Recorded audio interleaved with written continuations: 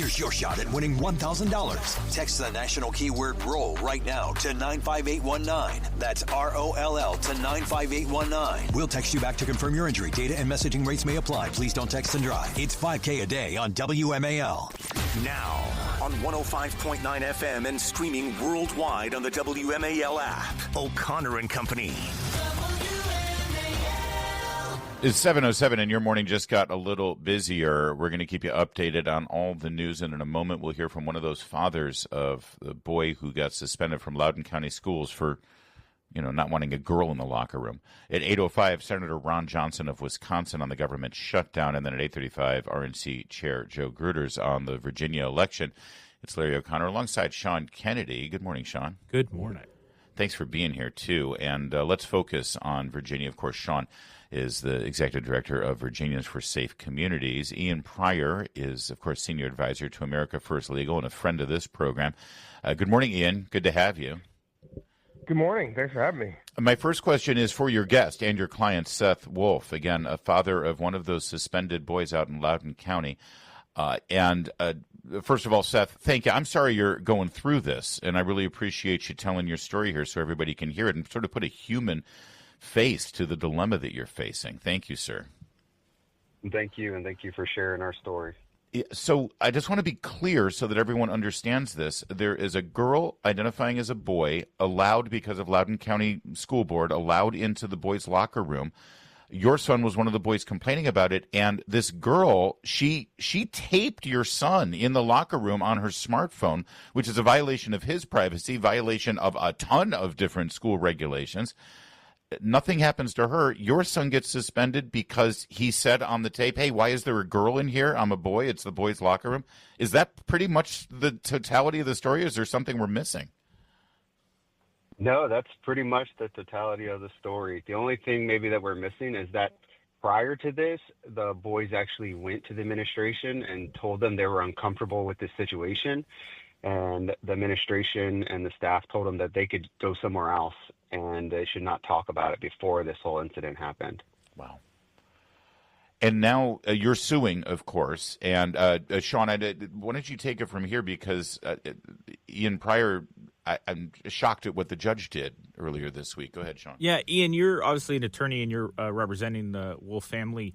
Can you tell us what exactly happened? And one of the things that in the court the other day, and what's going to happen next, but one of the things that struck me was something very strange happened. The judge is making the plaintiffs in this case, or the Wolfe family and the other plaintiff, pay money to continue to seek legal redress. Yeah, so it's a bit of a complicated issue. We moved for a preliminary injunction, and what we wanted the court to do was to prevent Seth's son from actively being suspended for 2 weeks while the litigation was pending, but also to make sure that the Title IX finding, which is of course ridiculous, and the discipline does not go on the student's permanent records while we're litigating this case, which could take a year or more. We don't want that on their record as they're applying for college. Now the judge granted the preliminary injunction, which means the judge found we had a probability of success here, but then instituted this bond requirement in order to keep the preliminary injunction in place. Now, yes, when you do a preliminary injunction, you are supposed to set a bond, but usually in public interest cases like this, where you're dealing with the government and constitutional issues and whatnot, the bond is set very low and is de minimis. So we were certainly surprised by the $125,000 figure. But look, the bottom line is we just got to figure out how to satisfy it and then go win this case so that we don't have to worry about it. So you have until the end of business today. So how, if anybody wants to help out in terms of this bond and sort of move this case along and support Mr. Wolfe, what can they do? Well, I'll let Seth give you the Give, Send, Go website, but great. Okay. It looks like we're actually going to have an extension until Friday, so people can keep donating until then. What is it, Seth? Yeah, Mr. Wolfe, go ahead and let us know. Maybe our listeners can help. Yeah, great. It is GiveSendGo.com, and you can go on there, or you can just type in GiveSendGo /Loudon3. And check out we have a short video on there explaining what we're trying to do, and we're really looking for any support that we can get. Absolutely. Can you give us an update on how your son's doing? I mean, it's not easy being a teenage boy in high school. I remember it, and you got to deal with a whole lot. And having to deal with the humiliation of this episode, frankly, and what the adults in the room are putting your son through instead of sort of being the adults and actually having sensitivity to all of the children involved here. I'm outraged that your son even has to go through this, but then also to sort of have this sort of be a public fight. That's not easy. How's he doing with this?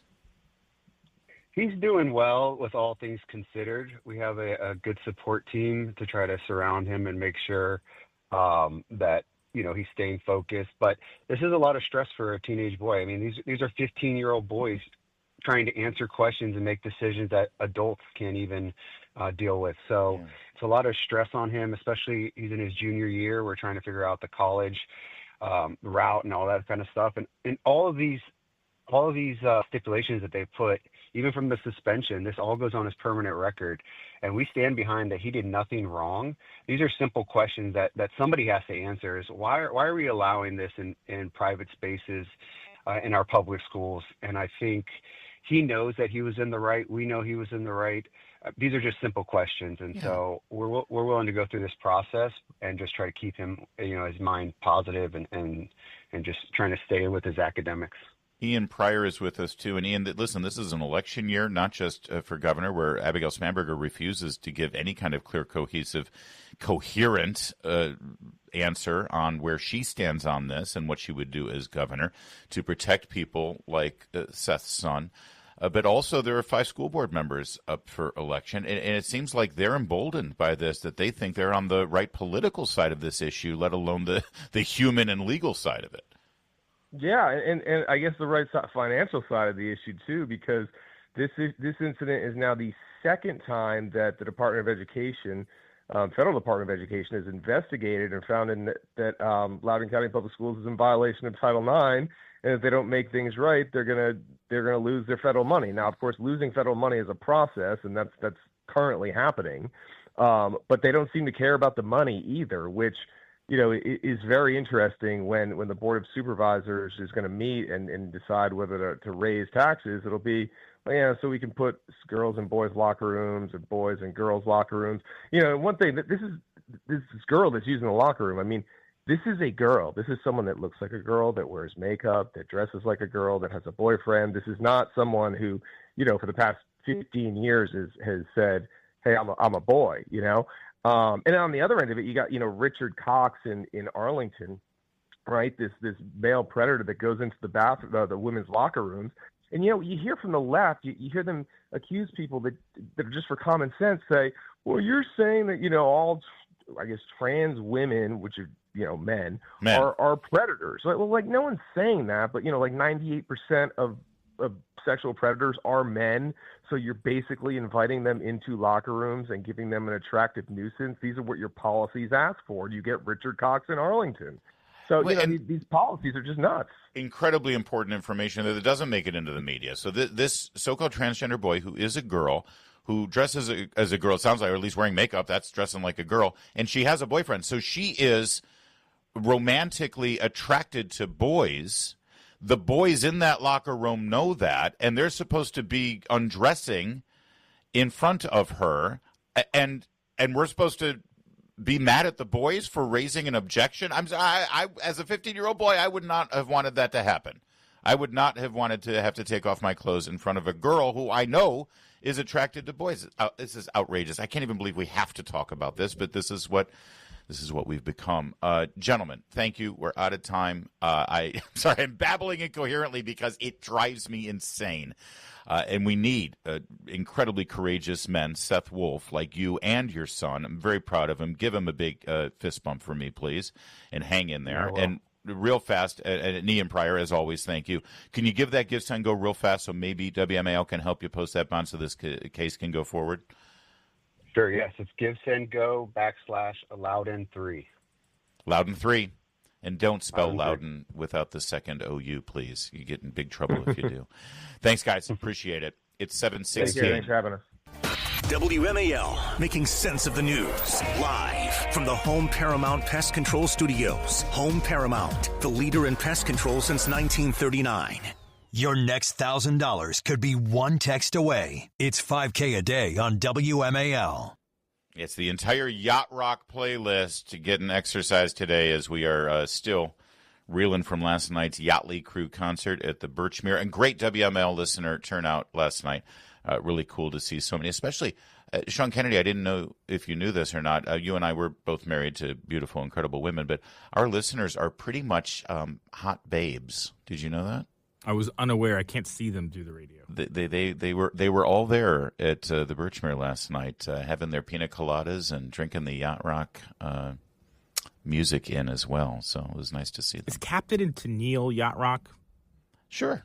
I Because mean, they're like, he's a captain, right? yeah. No. He definitely dressed the part, and some of America's songs are.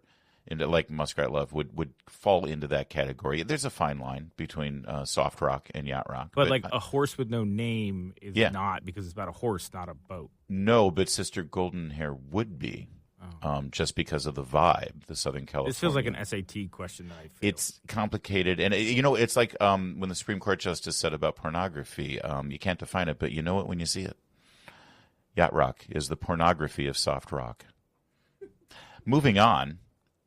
Remember in the government shutdown out in California where Gavin Newsom acted like Mussolini and literally kept kept people from singing in church once he was forced to actually allow people to go to church? He sent the police out to get a paddleboarder who was alone in the water in the Pacific Ocean.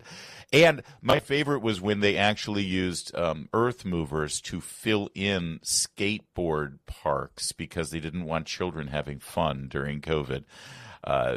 Gavin Newsom, though, famously went to French Laundry, one of the most expensive restaurants on the planet, for a fundraising dinner and sat there next to his fundraisers and didn't wear a mask. That was a politically devastating move, and the Democrats seem to be following suit because during the government shutdown, where Democrats refused to vote to continue funding the government, which means our members of the military, if they have their way, would be going without pay right now, and people are facing furloughs and potentially layoffs. Democrats have decided to basically do a Gavin Newsom. They're heading to Napa Valley, home of French Laundry, for a luxury retreat hosted by Senator Angela Also Brooks and Senator Kristen Gillibrand. We're looking at the invitation right now. The Democrat caucus and the Democrat Senatorial Campaign Committee are doing a Napa retreat Monday the 13th and yesterday, Tuesday the 14th. A really luxury, high-end event there for Democrats, literally wining and dining themselves while government workers are left holding the bag. How did they get away with this, Kennedy? Well, I mean, what's inappropriate here is that due to the laws, they cannot call them champagne liberals anymore. Because under our treaty with the EU, champagne is a region in France. So this is sparkling California wine that they will be enjoying. It's the hypocrisy is rich, but it's sadly expected that they of course would do that. I think that I hate to say we need to go nuclear, whatever you want to say, is they need to start turning off their phones, like Speaker Johnson and Senator Majority Leader Thune need to turn off the Democrats' phones, everybody's phone is fine. But they need to smoke people out because they have it too easy. They're still communicating with their staff. They're still doing that. Yeah, there's workers that are essential that are not being paid. That's terrible. Yeah. Military members, the air traffic controllers, but they're out there going to Napa. No, I mean, you don't get to play Tetris on your phone, your government issued phone, while all these other people are suffering because you're being obstinate. Thank you. I have been wondering why has Majority Leader Thune not scheduled a vote on this continuing resolution every 3 hours and make the senators just stay right here and keep pressing them and keep humiliating them and keep putting the pressure on. And Jeffries and the Democrats keep saying, oh, Speaker Johnson has shut down the House because the House has done their job. The House has passed the bill. There's no reason for them to be here. It's all in the Senate's lap, and they're trying to make it Mike Johnson's fault or Donald Trump's fault. And this whole fight, Sean Kennedy, they keep saying, oh, it's because we want to continue the subsidies for Obamacare. Otherwise, premiums will go up. Well, here's the thing. the premiums should go up because they've been artificially kept down by tax dollar subsidies. They keep increasing. The subsidies they want to keep in there are going back from COVID, where because of the pandemic they were authorized and voted on. Pandemic was a long time ago, and the subsidies ultimately end up being a taxpayer give back to insurance companies. They're really wanting to shut down the government until they can get their payoff for the insurance companies. It's absolutely Looney Tunes, and they seem to be getting away with it. I mean, and the media is helping them, and the American people are indifferent to it. I mean, I think the solution here is, I'm going to disagree with you. I think Speaker Johnson is making a mistake here on not voting, because to your point about Senator Thune having that, they need to basically have a one-off bill every hour on the floor that only pertains to the funding in the states or districts of the reachable Democrats. So, we're not going to fund this program in Michigan.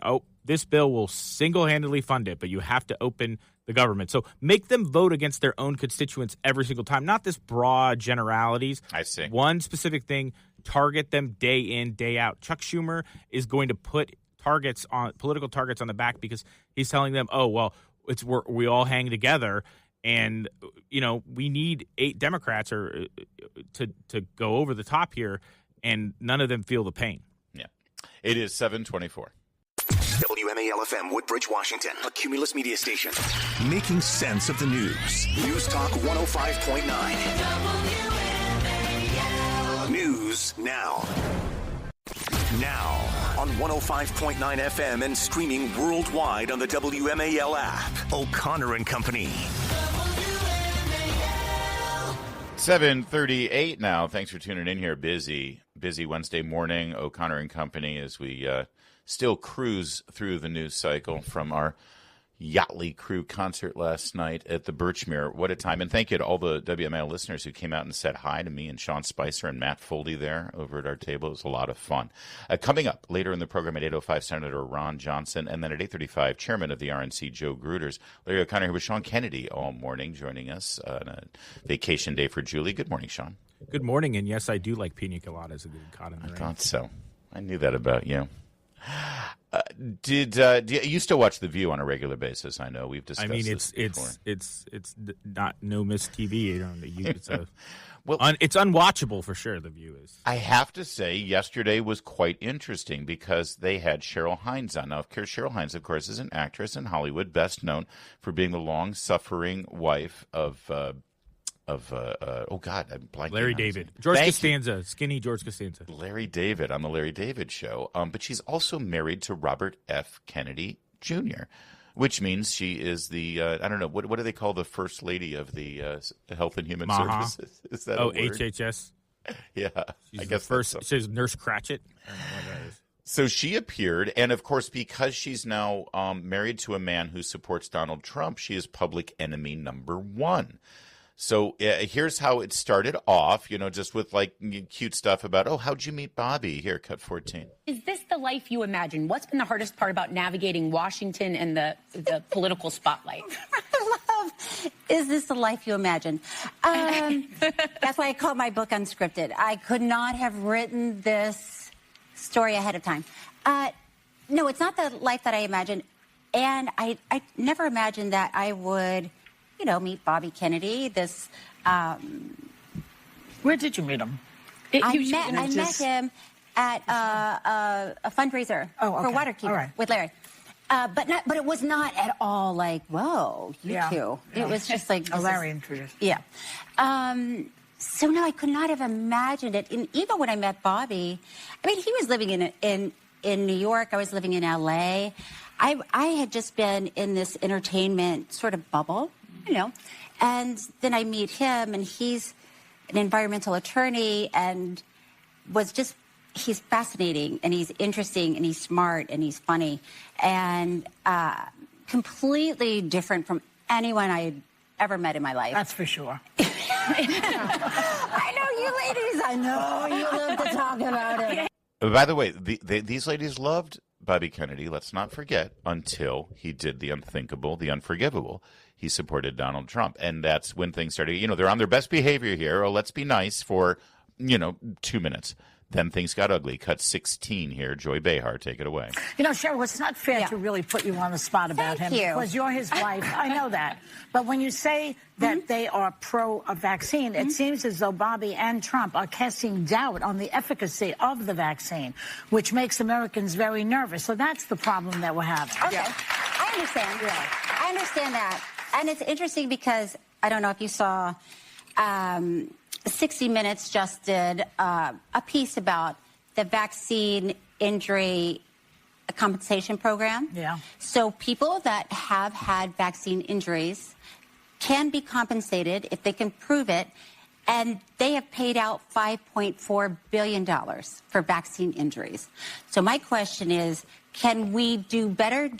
Is that all vaccines or just the COVID vaccine? It's all vaccines. It's all vaccines. As far as I know. As far as I know. Okay. But so the question is, yes to vaccines. Yes, they are important, and they are an important part of our health care. Can we do better? Can we make them safer? Can we make them... can we listen to parents who say, my child got the vaccine and changed and stopped hitting markers, stopped developing the way they were developing? Can we listen to people when they say that instead of saying, you're crazy? I agree with that, but you want to listen to scientists, right? And Cheryl. Oh, and it kept going. It got that's where it started to turn, Sean, and we've got a little bit more when Sonny Hostin decided to start sparring. So a little bit more here from what got pretty ugly with Cheryl Hines, who I got to say, I think in an awkward situation did her very best to defend her husband against this onslaught of all of these women attacking her at once. We'll bring you more in just a moment at 7:43. Later this morning on the Chris Plante Show, the Democrats were given another opportunity to reopen the government. You'll never guess what they did. 9 a.m. on WMAL. A little more with Cheryl Hines here, the wife of RFK Jr. on The View. By the way, later today, she's on Meghan McCain's podcast. Meghan McCain, of course, a refugee from The View. The conversation goes a little different, where she asks Cheryl Hines what her first reaction was when Bobby told her that he wanted to run for president. I was not like, let's do this. I was like, you want to run for president of what? President of what?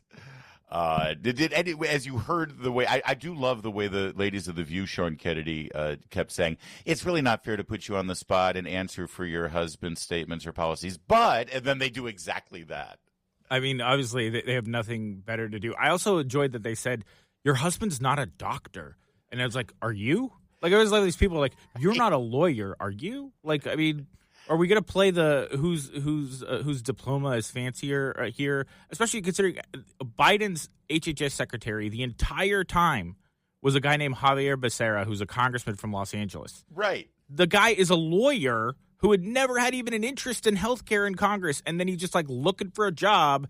And the Biden people are like, hey, we could put you to this. And now he's running statewide in California, again, not for anything to do with health. But, you know, he knew everything about COVID. He was the biggest expert on the planet. Like, it's kind of, we're always playing this game of gotcha and resume politics. And Cheryl Hines is responsible for her husband's lack of the appropriate resume. Right, exactly. And by the way, she also pointed out, most secretaries of Health and Human Services have not been doctors. That's not the prerequisite here, but it doesn't stop. I mean, the one thing I have to say is Joy Behar keeps calling herself a comedian, but she doesn't meet the basic requisite, which is to be funny. That's right. So, I mean, you can't go on TV and say I'm a comedian when you're not funny. That's like I'm not a doctor. I don't have a medical degree. So that would have been really good for Cheryl Hines to do. All right, here's a little bit more. Here's cut 18. Go ahead with Cheryl Hines. Brown, everything I have seen him do, he has dedicated his career to suing big corporations because of toxins that have been affecting people's health, I should say. So, for instance, Monsanto. He was part of the team that sued Monsanto because of Roundup, a pesticide that was causing cancer. Understand what she's doing here, Sean. What she's doing is basically saying, what is wrong with you people? You used to love him for all these things that he would do for the left. He would sue these big corporations over environmental things. You loved him then. What's the problem here? And you kind of got a feel for her because she doesn't understand that the left doesn't have any principles or values or standards. It's just they hate their political opponents who rob them of power, and Bobby Kennedy's on the wrong side of that now. I mean, if you went to an anti-vaccine or vaccine skeptical event anytime during Barack Obama's presidency, it would be replete with Hollywood celebrities and lefty whatever. Jim Carrey, Jenny. Yeah, I mean, Jenny they McCarthy. all hated it until Yes. suddenly they're on the wrong side of the issue and now all these people are right-wing rubes running around. But they just, were at this. I mean, Larry David was at this Waterkeeper event with RFK Jr. That's where he met Cheryl Hines. That's where she just revealed that. Yeah. I mean, you have to imagine that RFK Jr. looks over at her and goes, I think he's had too many vaccines. Have you seen this Larry David guy? Something's off. That's the least of his problems. It is 7. He was right about Elmo, though. It's 7:53.